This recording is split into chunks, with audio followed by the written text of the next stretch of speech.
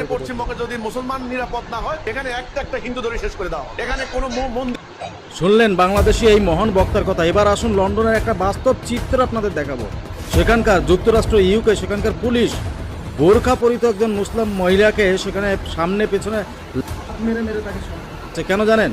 কারণ তারা সেখানে থাকার নাম করে সেখানে একাধিক বিয়ে এবং একাধিক বাচ্চা নেওয়ার পরে 15% জনসংখ্যা বৃদ্ধি পেয়েছে এবং সেখানকার মহিলারা রাস্তায় নেমে বোরকা পরে সেই বোরকা খুলে ছিঁড়ে প্রতিবাদ করছে। বাচ্চা থেকে বুড়ো সকলে রাস্তায় নেমে প্রতিবাদ করছে যে এদের এখানে থাকতে দেওয়া হবে না। তারা সেখানকার সংবিধান মানছেন না। সেখানকার মহিলারা এবং বাচ্চারা রাস্তায় নেমে প্রতিবাদ করছেন। তারা দাবি করছেন যে তারা তাদের নিজস্ব সংস্কৃতি এবং নিরাপত্তা রক্ষা করতে চান। অবাক করার বিষয়, যুক্তরাষ্ট্রের মতো জায়গায় যখন লাথি মারা হচ্ছে বোরকা পরা মহিলাকে এবং বোরকা ছিঁড়ে প্রতিবাদ করা হচ্ছে, সেটা নিয়ে কিন্তু এরা রাস্তায় নামবে না, নেমে স্লোগান দিতে দেখবেন না যে ঢাকা না লন্ডন, ঢাকা না লন্ডন। তার কারণ লাতটা ওখানে না পড়ে ওদের পেছনেও পড়তে পারে।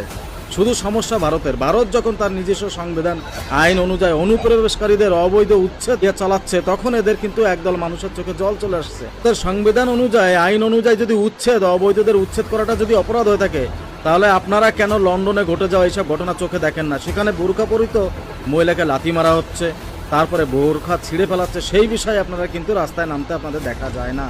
কিছুদিন আগে আপনারা দেখেছিলেন ইরানেই কিন্তু মহিলারা বোরকা পরে ছিঁড়েছেন, এমনকি অনেক বড় বড় গ্রন্থ শান্তির ধর্ম সেগুলো পুড়িয়ে ফেলা হয়েছে। সেই বিষয়ে কিন্তু এরা কোনো কথা বলবেন না।